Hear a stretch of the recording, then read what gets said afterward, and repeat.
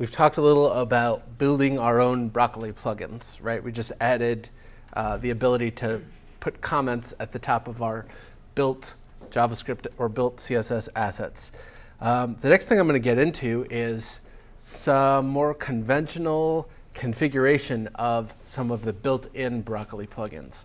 And what we're going to do at the end of this section here, the exercise, is going to be deploying your Ember app to Heroku.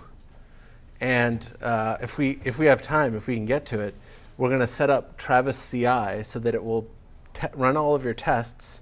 And in the event that your tests pass, we're going to deploy it to Heroku automatically as a staging environment. So we're going to go through the steps of defining what it means to be staging, right? Because there is no known concept of a staging environment in Ember CLI.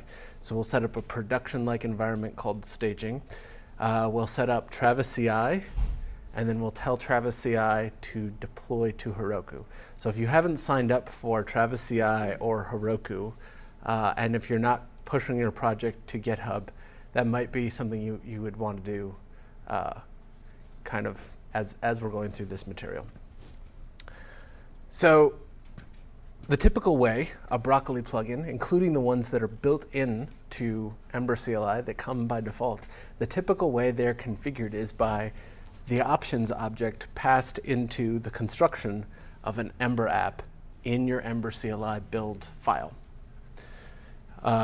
And you can see that these options may vary depending on whether you're building for development or for production. So if you run ember build -- prod, you'll see that your CSS and your JavaScript get minified. You'll see that the file names are fingerprinted.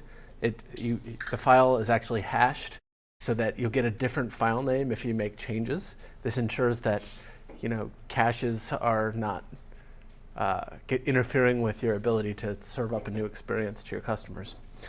As I said, we don't have a staging environment defined already, so we're going to have to do the work to define it ourselves. Here are some of the options that I want you guys to think about.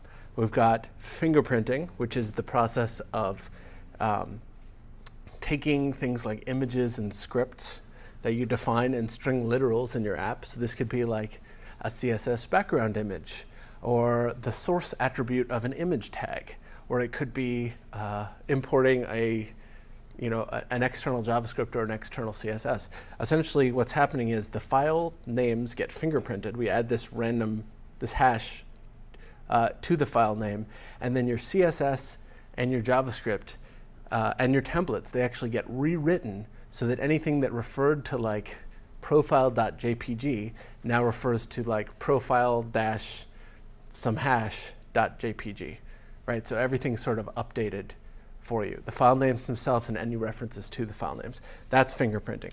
And you can see that we have the ability to exclude certain files from being fingerprinted. And we can, in the process of basically rewriting references to these files, we can prepend something like a domain to it. And the typical use case here is you might have some assets that locally come from your public folder, right? But in production, you might have these uploaded to a CDN somewhere, and you're going to pull them down from a separate domain of sorts. So here you can see, in this example, we would be using CloudFront Amazon CDN, and we'll probably be pushing our JavaScript and our CSS into an S3 bucket and put CloudFront in front of it. And so we have a nice, really fast, low latency way of retrieving all of these assets other than your index.html. Here also you can see that we can turn on and off minify.js and minify.css. So in addition to the build process here, we also have this file config/environment.js. Sorry, do we have a question? Yeah, is there a way to exclude files from fingerprinting but still prepend with CDN? Absolutely. And in this case, that's a good question. Sorry, I take back my absolutely. The process of fingerprinting things, it is doing both or neither. So this is like one Broccoli plugin that will do the fingerprinting and the prepending and essentially rewrite the assets, any references to them on the fly. What I do, so I have a need to do this kind of thing. I will usually make a handlebars helper that will, on a per environment basis, either prepend nothing or prepend something, but skip the fingerprinting aspect of it. So I'll have a handlebars helper, and in my config/environment.js, which I'm about to go into, I'll basically have like the prepend value change on a per environment basis. So I'll have a local reference or production reference depending on the per environment config. Good question. Sorry, I had to flip-flop on it there for a sec. So config environment is where a lot of the environment-specific changes take place. The clearest example here would be if you refer to an API you're running on your laptop when you're developing your app. That's development mode. And then in production, you refer to a production API.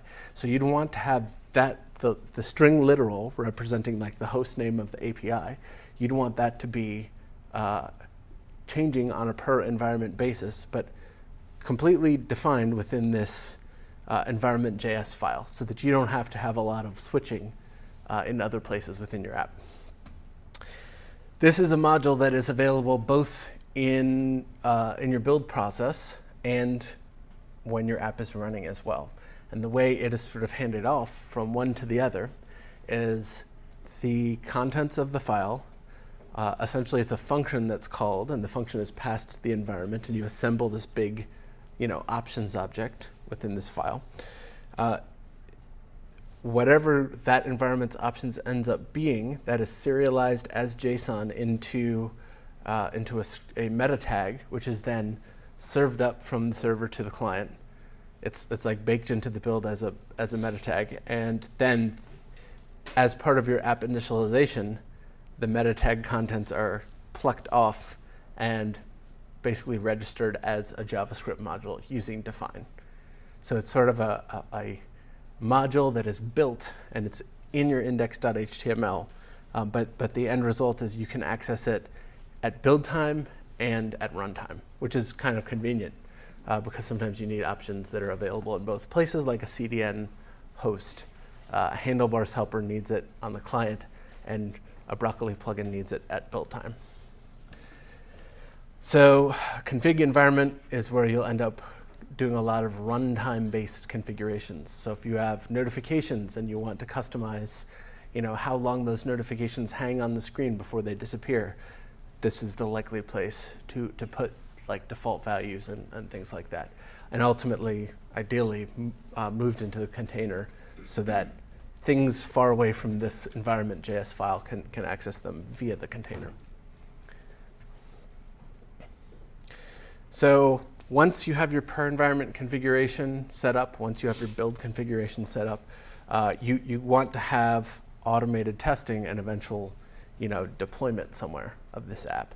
So your Ember app, if you build it with Ember CLI, as this one has been built with Ember CLI, it comes with a Travis CI configuration ready to go. That travis.yml file should just work. You just need to point Travis at your GitHub repository and turn on building for that repository, and it should run all of your tests with Phantom.js, just like it would any other Node.js project. If you're building an Ember add-on, there is something baked into Ember CLI now.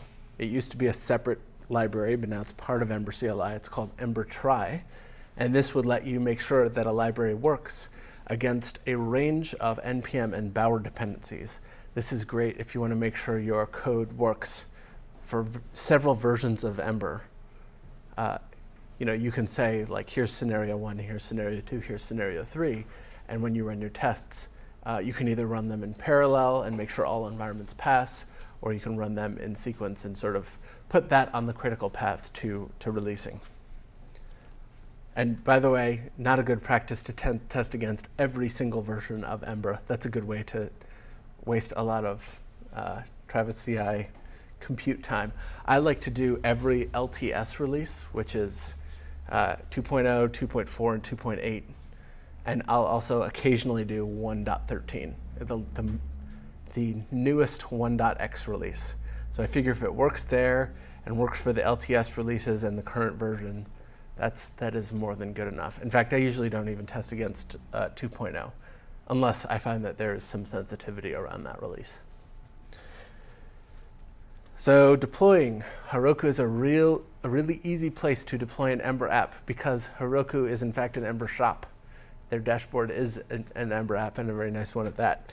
So if you install the Heroku tool belt, which is available for a variety of operating systems, in your command line you can just run Heroku create, which will create a new app for you.